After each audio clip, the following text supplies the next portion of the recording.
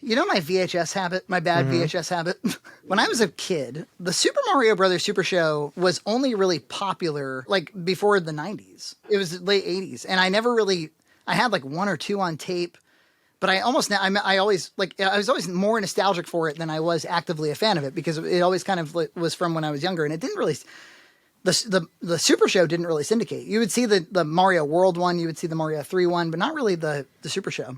And I had friends who had the retail VHS tapes, and I was always super, super jealous. I really wanted copies of those.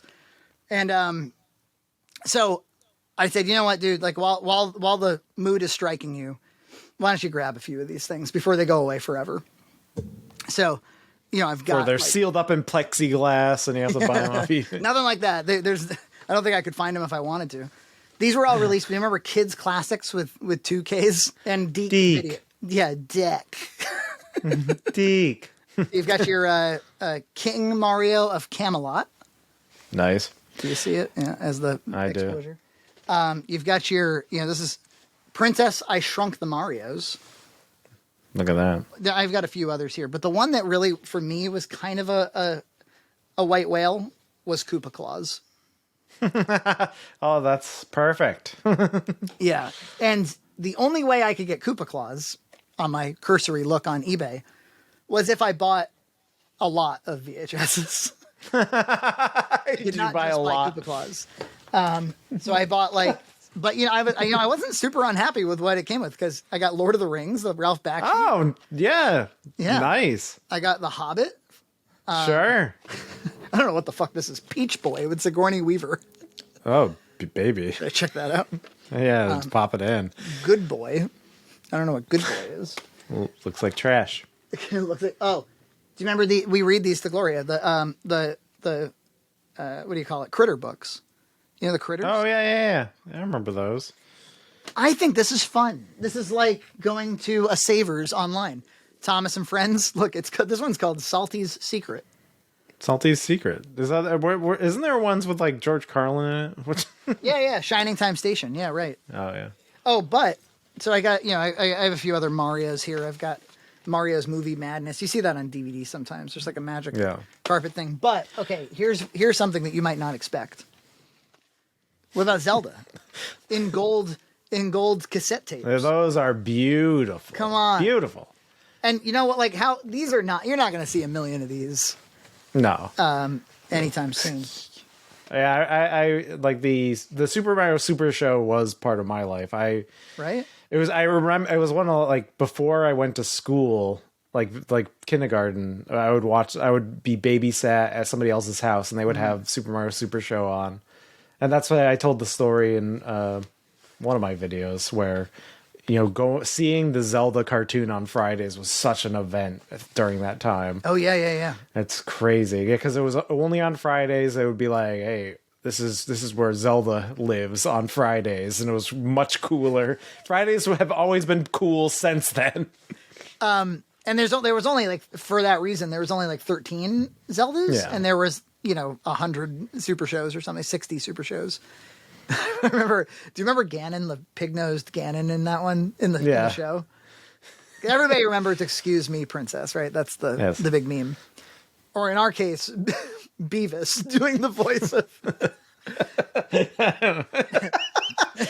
I'll be down. Nice boobs, honey. Die! Ah, don't touch me, asswipe! Beavis, I'm a little disappointed in you. So Ganon, I don't know. They didn't really. Ganondorf didn't exist yet, so they just kind of just had like the Ganon. Evil wizard Ganon. I remember he had much the same way that Krang would be like, "Fred, are you imbecile?" Boom. In the same way, or the same way that Jiminy Glick is like, have you watched the Zelda cartoon? It's absolutely wonderful. When they go up and down. Ganon does that was the style at the time. Humpty Dumpty came to life. Thank you. First of all, because I'm a big fan of that guy. Ganon does the same shit. Ganon, and there's one line that stuck with me. He goes, I don't even know if it's on these tapes. I just remember it from childhood. He was like watching, I think, Zelda and Link having like a nice moment or something. And he goes, How sickeningly sweet. Enough mush. How sickeningly sweet. Enough mush. Do you remember? I think didn't Mike Matei make a Ganon cartoon where he's a talk show host? It was on the Cinemassacre website, and it was Ganon as that character of Ganon. Yeah, and somebody was doing the voice. I don't know if it was. That sounds amazing. I want to watch Mike. that. I don't know if it was Mike or James. I would guess Mike. That does sound really familiar. And he's like a talk show host. This is like a vague memory of like the early 2010s or something. Yeah, it feels like the sort of thing maybe wouldn't have made it to YouTube. No, well, there's something in the script about how vampires have no anus because they don't need to eat. They only drink blood. Therefore, they have no need to defecate. Of course, your logic is flawless. But yeah, so that's what. Whenever I see that design of Ganon, I think of the Cinemassacre website. Weirdly Probably enough, Mike doing a terrible version of the voice.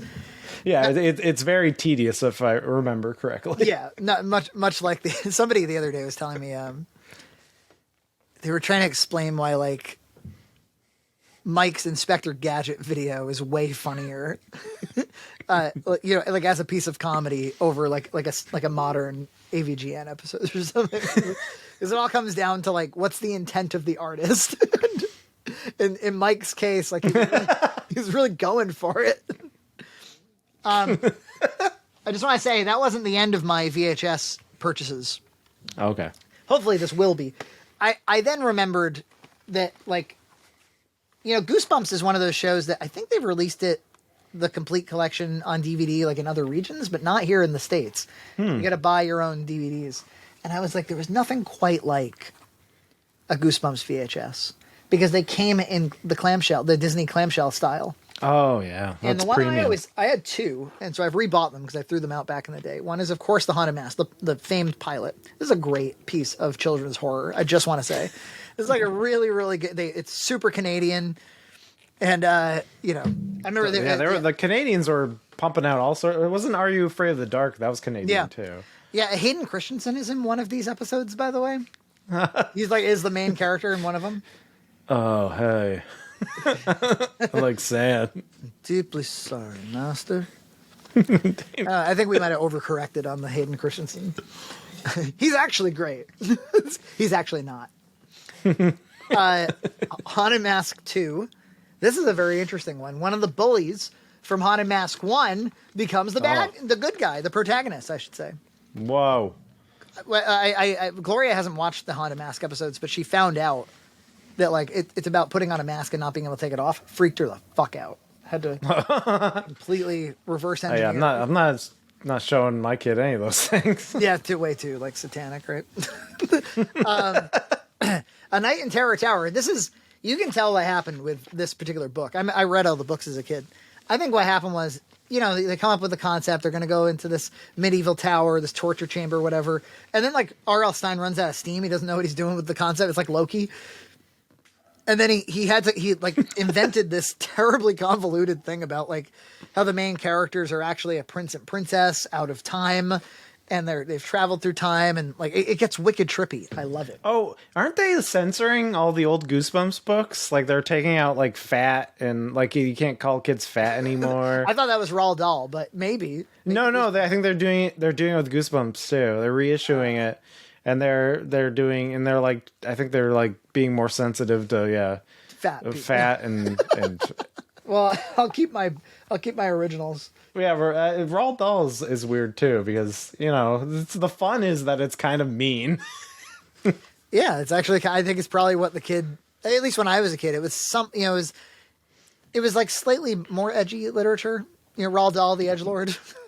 Yeah, well, because it's like, the kids are making fun of each other and that, or he's in particular is kind of mean to some of the kids when he's describing them. It's fun.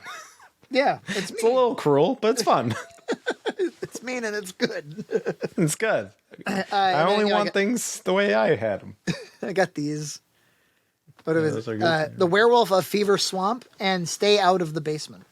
There we go. Nice. So, what will I do with any of this shit?